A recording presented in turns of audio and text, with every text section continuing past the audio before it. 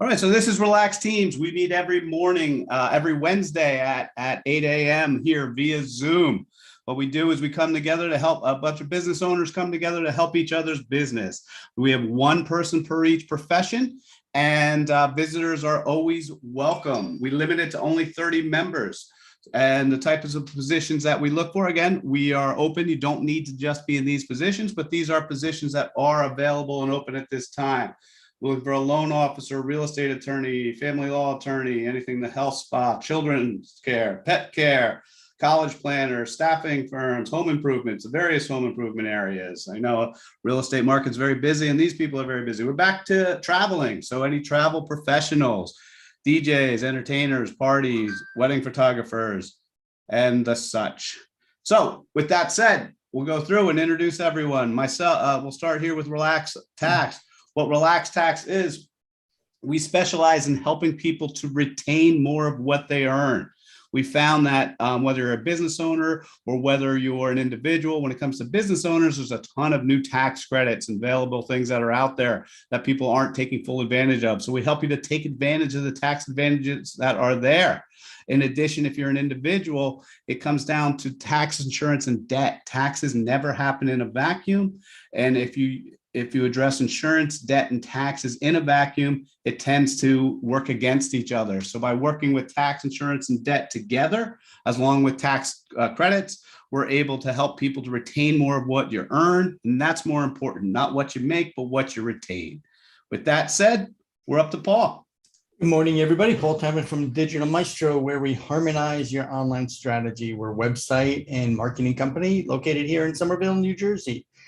Basically, I'd like to say that if there's anything that you're doing online, there's a good chance that we could help you with it, be it SEO, security, your website, email marketing, etc. With that said, I'm going to defer the rest of my time to Chris later on, and Lisa's next. Lisa. Good morning. Thanks, Paul. My name is Lisa Devoren, and I am thrilled to help others regain their basic health and wellness with a plan that is simple and works. Lots of people diet, they deprive themselves, they lose the weight, they go back to their old habits and put the weight and then some back on. This is a plan that will teach you a couple of basics to change your trajectory going forward, lose the weight once and for all, regain your health and feel better. Give me a call or at 908-507-8193 or visit my website, stayhealthylivebetter.com. Next up is Candido. Candido, I did not see here Candido here today. Candido is a financial advisor. Next up, we have Desiree. I know she's not available next 2 weeks. She is Chief Marketing Officer that is available on, and does various marketing for startup businesses. Next up, Jonas is with Commercial Door. He's a commercial door hardware specialties. If you're in business and need commercial doors, he handles all aspects of that. Next up, we have George. Good morning again. George, Caring Transitions. If you are selling a home, it's got to be emptied out to get it on the market, and that's what we do. We run estate sales and auctions to liquidate your possessions. We clean out those attics and basements that are filled with 30 years worth of stuff that you don't even remember was there, and specialize really in moving seniors from to assisted living facilities. So George, again, I've got to leave early, but next up is Rochelle. Rochelle isn't here today. She's a physical therapist who specializes in the John Barnes myofascial release. Next up, we have Tracy. Tracy is not here today. We have Randy from M&T Bank. Hey everyone, Randy Morgan, senior relationship banker at M&T Bank in Denville. So what I've been working with a lot of businesses who are, kind of in that process of, the PPP loan forgiveness and what's the next step. So a lot of times when I'm working with businesses, it's a credit conversation and it's kind of figuring out what to do in case there's another emergency, hopefully not another pandemic. Oh my God, but hopefully if anything happens, you're covered, you're prepared, and we'll have the solutions there for you and build that relationship with you and be with you every step of the way. So any questions, Randy Morgan, M&T Bank, Denville. Thanks, guys. Next up, we have Jeannie. Good morning, everyone. My name is Jeannie Asante, and the name of my company is I Dream of Jeannie. It's been in existence since 1988, and it is made up of a portfolio of companies that I have founded and owned. But the one that I want to highlight today is solar. And why do I want to highlight solar? Because I want to ask you a quick question. Just think about real quick, how much do you spend every year on your energy bill? Would it make a difference in your life if that money went back in your pocket and then some? Would it make a difference in your life if you never had to pay that energy bill again? If that's of interest to you, if you just want to find out if it's a viable option for you, call Jeannie Asante. Thank you. Have a great day. Excellent. Next up, we have Jake. Jake is Jake, the insurance guy. He is not here today, but he specializes in individual personal lines of insurance. Next up, we have Tim. Tim is not here. Tim is a videographer who specializes, an Emmy Award-winning videographer who really specializes in telling the story. Tim likes to say he will shoot anything but weddings and porn. He's great at telling the story. You can see the videos on our homepage, relaxedteams.com, where he's created some videos for us. Chris from Stonehill is a financial advisor. And next up, we have Robert. Robert, are you still with us, or do you have to jump? I'm here. My appointment got canceled. So would you want to know if your insurance company owed you money?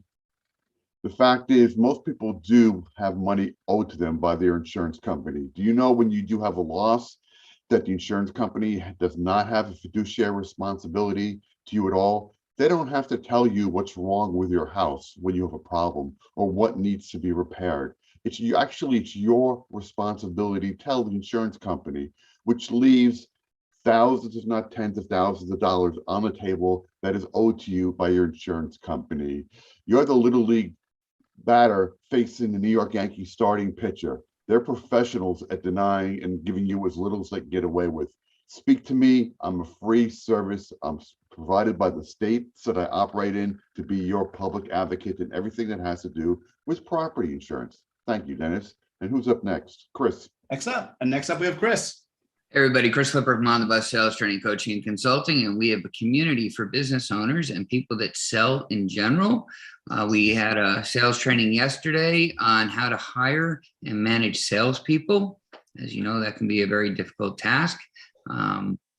We have monthly board meetings, or bus meetings as we call them, and they're virtual, where we put up to 8 owners together on a bus with a facilitator, and they share challenges and opportunities, and they hold each other accountable and grow like wildflowers. And they just do very well. The most exciting thing we have are our virtual trade shows. And our next one is going to be September 22nd and 24th. And you'll hear about that in a little bit. Chris Clipper from On the Bus Sales Training, Coaching, and Consulting. Excellent. Anthony, you're up, sir. Did Anthony have to drop? Anthony was on earlier today. Anthony is a commercial lines insurance specialist. He helps with his company create some crafts special, and they work with all the different carriers and come up with different commercial line insurance products for you and your company. If you do have a business and you need insurance, you need to talk to Anthony. Next up, we have Jonathan. Hey everyone, my name is Jonathan with Business on the Browser. We focus on transitioning businesses, processes, people, and teams into the browser, into the cloud, so that they can automate and enhance their workflows within their business. So, in our ever-changing world where we're remote and we're working with people all across the world on various different things, we need automation, we need support, we need resiliency, we need sustainability, we need growth, we need all of these things, scalability. So we work with you to understand your business. We show you some art of the possible. So we show you some really cool things that you can do with automation and with the cloud. And we work with you to transition your business to the browser. Jonathan with Business on the Browser. Next up is Matt. All right. Matt's not here, so we skip over Matt and we go to Erin. Hey guys, good morning. My name is Erin Myers. I'm a residential realtor with Keller Williams out of Morristown. I service clients throughout northern and central Jersey, really. I travel all over and helping not only people buy and sell their own personal homes, I work a lot with renters and investors and developers as well. So if you or anyone you know is looking to make a move, has questions about this current real estate market, definitely reach out. Let me know. I'd be happy to have a chat and help out with any moves you have coming up, or for any of your friends or loved ones. No commitment, obviously. Just want to help. Have a great day, everyone. Excellent. Thank you, Aaron. Next up, Vipin. Vipin is not here today. Vipin is a business broker with Murphy Business Sales. Next up, we have Matt, who is no longer with us only because he went back to college. So Matt was our summer student ambassador. We do have the position open, a project scholarship. It is a 501c nonprofit that specializes in helping students to move from classroom to career with less debt. It's all about getting them experience, internships, and or raising funds and scholarships. They either earn the scholarships by doing projects for companies, or they can just tell their story. And it's a place where people can actually donate towards their college degree. Next up, we have Alana is not with us. She has Center Cut Pilates in Main Street in Clinton. Hurley is no longer here, and neither is. So that's it for today. So we'll go over and stop sharing screen here and turn over the mic and the screen to our featured presenter. You'd be really excited for this. Getting on the bus with Chris. Everybody, Chris Lipper from On the Bus Sales Training and Coaching Consulting. And complete honesty, I didn't know I was presenting today, but being a professional, I am prepared. So I can screen share here, I assume. And we're going to share sound because I've learned that lesson the hard way. So you guys can see my screen? Yes, give me a thumbs up so I know. I can't see you. Very good. Okay. So I grew up, if that's in fact what I did, in White Plains, New York as a young kid. And I always had a camera in my hand, which is helpful when giving these kinds of presentations. I was diagnosed with dyslexia as a young kid, and that became a hassle pretty quickly. And I was asked to leave the New York public school system and sent to boarding schools at a young age of 10 years old. And I didn't know any different because it was just what all the kids there were doing. And you guys can probably see me scrolling through all my pictures, which is unfortunate, but I was looking for one.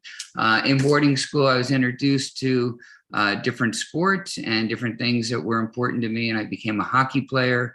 And I still play today. I was a goalie as a kid, and I skate out today, and I can play both roller and ice. It makes no difference. And it's a passion for sure. And I'm a big Rangers fan. And my daughters know that if they're dating someone and they're a hockey fan, they need to be a Ranger fan, or there will be some awkward moments. I feel pretty strongly about the Giants too. My daughters are Christina, Victoria, and Samantha. And today they're all having birthdays. So it's a little hard to figure out. I think they're 19, 21, and 25. Might be 19, 22, and 25. But that's where they're at. Samantha and Victoria, Sam went to Ithaca, and Victoria is currently a senior at Ithaca. Christina just left for University of Boulder 2 days ago as a sophomore on the dean's list, and has never been on campus due to the pandemic last year. So a little unusual. And yes, they are characters, and we do get moments like this. But they are great, and love them, miss them, all those things. And family is important to me. These are my parents, and they come visit once in a while from California. My dad was a Purple Heart Award winner, if that's what you want to call it, twice in Korea. And he is alive and well, as is my mom. They live in Southern California, and they are 87 and 89. God bless. I live up in Woodstock with my girlfriend, Doreen, and we love the scenery up here, and it's just beautiful. I moved up here in November during the pandemic when we were worried about borders being shut down, and figured, you know what, let's just do this thing. And it's been great. And my virtual world is wonderful. And I love to see you guys in groups like yours. We have 6 pets between us. That is Leela. And Leela is kind of the queen of the roost, and she will nip at you if you look at her sideways. But, you know, we figured out how to deal with that. And she's terrific. I do have other pet pictures. Oh, there's our drum circle at Woodstock. If you're ever around Sunday at 4, I recommend coming up for that. It's a good time, a little meditative and entertaining. We have 2 guinea pigs and a rabbit. I brought the rabbit to the mix. And we do have another dog somewhere. But Leela and our iguana, who's a character, have a very unusual, awkward, inappropriate, romantic relationship. And there they are.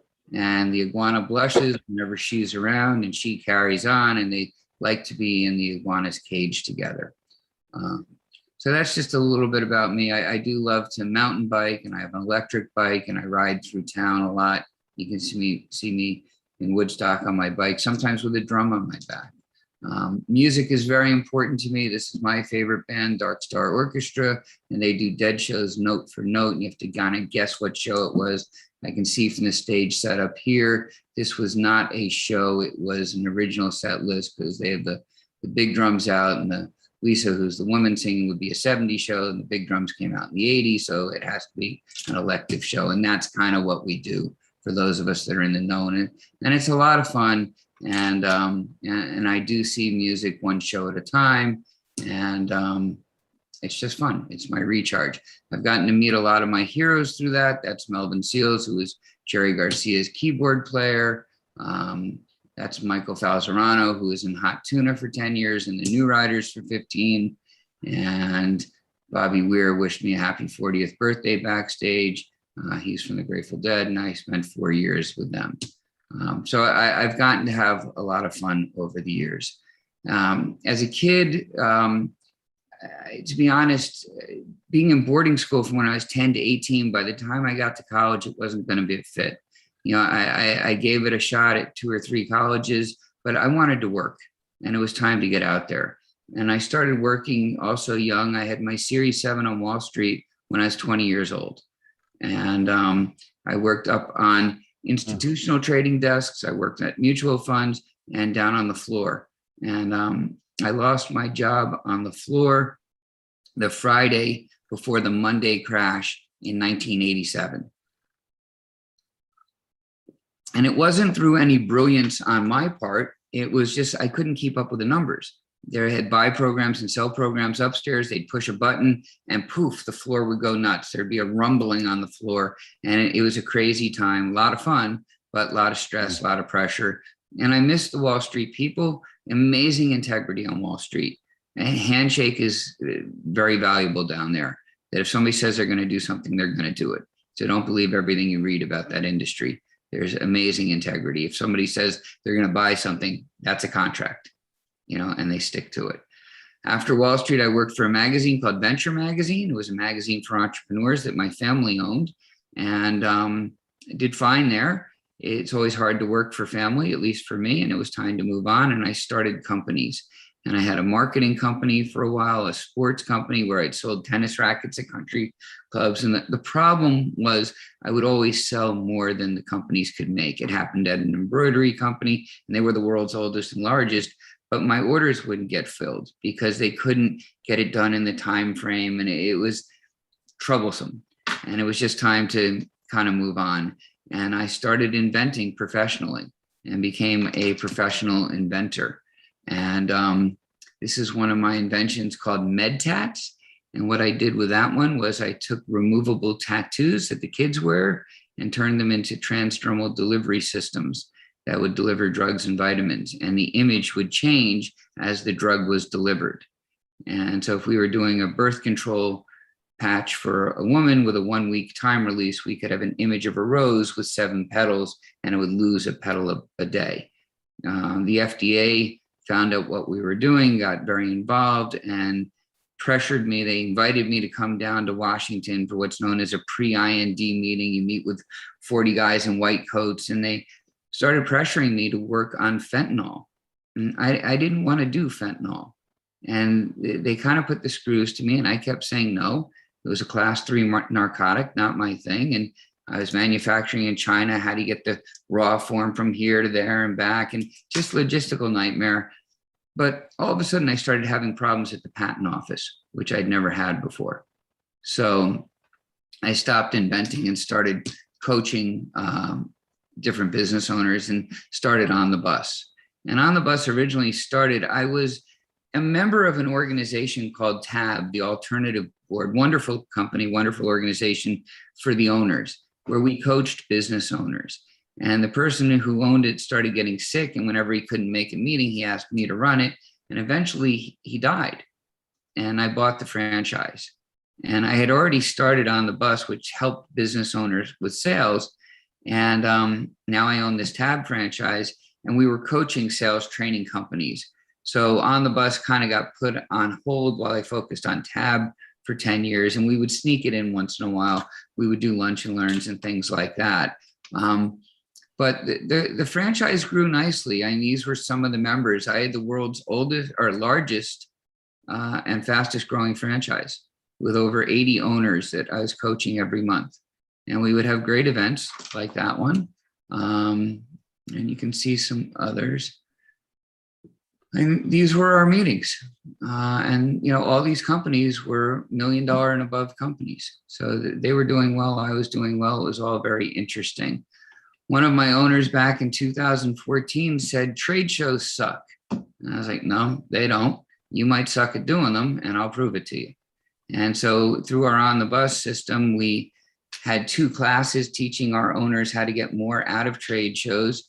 And then we started having trade shows. And this was our first, and we had 350 people come. There was 25 booths, and they all did well and all wanted to do it again. So we started having annual trade shows, and then we started having biannual trade shows. And then the pandemic hit and we went virtual, and I'll talk more about that in a second. 41 of my owners have sold their businesses in the last 5 years. Jeannie just mentioned she had sold one, so she's our 41st. And that happens. So if a company owner wants to sell, that's a good referral for me, because we will get them out of the way. And that's a large part that owners need to understand, that the less of them, the more the business is worth. It's not the other way around. We need the owner to kind of not be the key player in there.